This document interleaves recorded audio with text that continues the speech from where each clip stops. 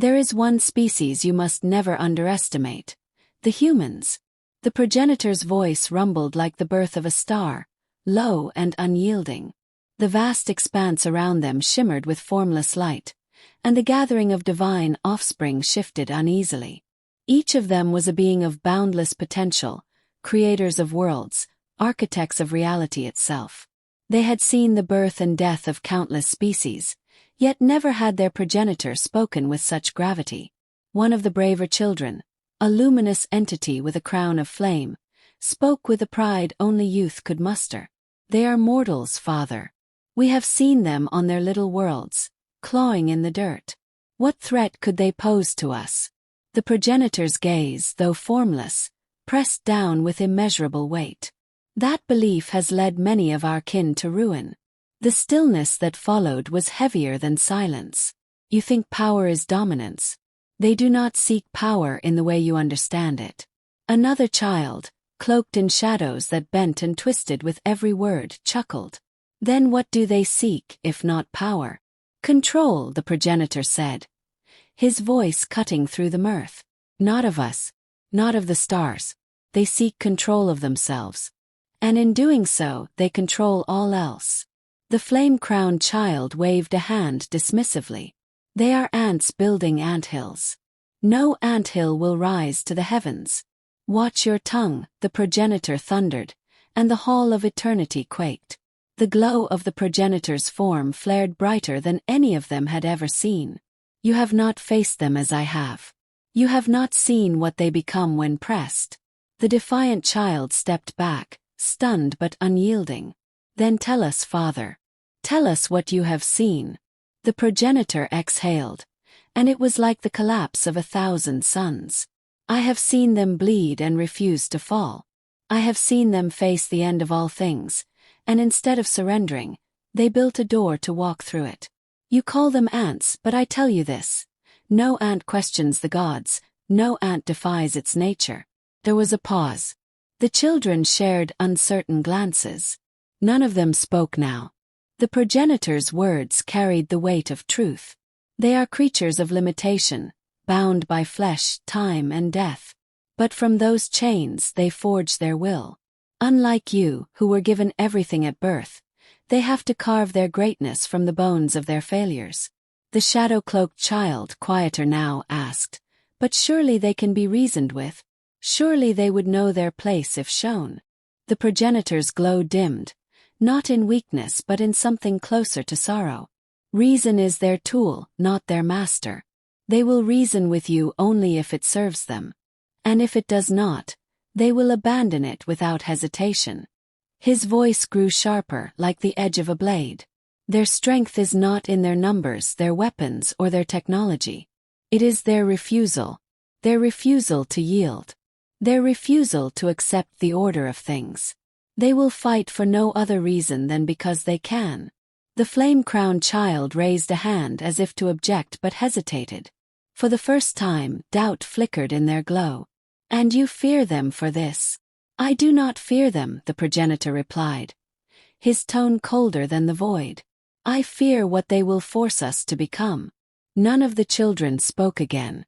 The truth had settled into them, quiet and slow, like roots growing into stone. Time moved forward in the vision, faster than thought but slower than memory. The progenitor's voice was steady, a current beneath the rushing flow of ages. "Watch how they rise." Planets blinked into existence, each one marked by the steady march of humanity. Dusty red deserts transformed into green-hued worlds, oceans spread where none had been before, and cities glittered like constellations on the surface below. The divine children watched in silence, their awe growing with every passing moment. "They were small once," the progenitor said. "But small things grow." One of the children, the flame-crowned one, leaned forward. "But growth has limits. Even forests stop reaching for the sun." "Forests are bound by nature," the progenitor replied. "Humans are bound by nothing." A new world came into view. Vast, hostile, its skies a roiling storm of poisonous clouds. No life should have existed there. The divine children knew this kind of world. They had cast it aside as unworthy. But there they were. Machines rolled across the surface, armored figures walking through the storm like it was a spring breeze. Human figures wrapped in metal skins, carrying light and flame in their hands. Their steps were slow but steady. The children watched with growing unease. "They walk where life should not walk," said the shadowed child, his voice distant. "This is wrong. This is against the order of things." "It is," said the progenitor. "That is why they do it." There was silence, broken only by the soft pulse of distant stars. The shadowed child spoke again, this time slower. "They have no patience. They do not wait for the world to accept them." "They never wait," the progenitor agreed. "They force the world to accept them." More images filled the vision. A dozen worlds. 100. On each the pattern was the same. Planets that should have crushed them, burned them, drowned them, but they did not falter. They built. They endured. They conquered. The storm child's voice broke through, sharp and bitter. "They are pests. No matter how many times you drive them back, they return." "Pests consume and flee," said the progenitor. "Humans consume and remain." One of the children, her form like living crystal, tilted her head. Her voice chimed like bells. "Then they are not pests. They are infections." The progenitor's glow dimmed, a subtle shift in his vast presence. "If they were only infections, I would not warn you." The crystalline child said nothing more. The vision shifted again. No longer was it the slow, steady rise of cities and worlds. This time it was war. The children leaned in, their eyes narrowing with anticipation. They knew war. They knew how it ended. But this was different. Flashes of light erupted in the void. Not divine light but something else. Explosions without flame. Ripples of space tearing itself apart. Ships, thousands of them, darting through the black like wasps. They swarmed around something larger, something vast, a god. The god was one of theirs. Sibling. Her form was radiant, her hands large enough to crush moons. Her eyes burned with the glow of a newborn star. She had ruled an entire system for millennia. She was losing. The children watched as the swarm surrounded her, weaving through her defenses, striking with precision. Her light dimmed. Her movements slowed. One arm shattered into drifting shards, and she recoiled in pain.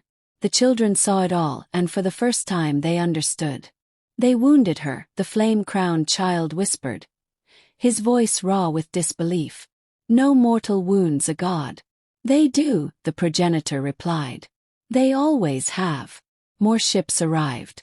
More flashes of light. The god fought, her power vast, her fury endless, but the swarm never stopped. For every one she destroyed, two more took its place. They did not retreat. They did not surrender. Even as her light consumed them, they pressed forward. The storm child's breath was shallow, his voice barely a whisper. "They should have fled. They should have fled." "They do not flee," the progenitor said, his voice colder now, heavier. "They have nowhere to flee to. Their home was never the ground beneath them. Their home is their will." The crystalline child, silent until now, spoke in a hollow tone. "Then they have no fear of loss." "Not in the way you understand it," the progenitor replied. "Their greatest fear is to die forgotten. So they ensure they are never forgotten." The moment hung heavy in the air. None of the children dared speak, their eyes fixed on the sight before them.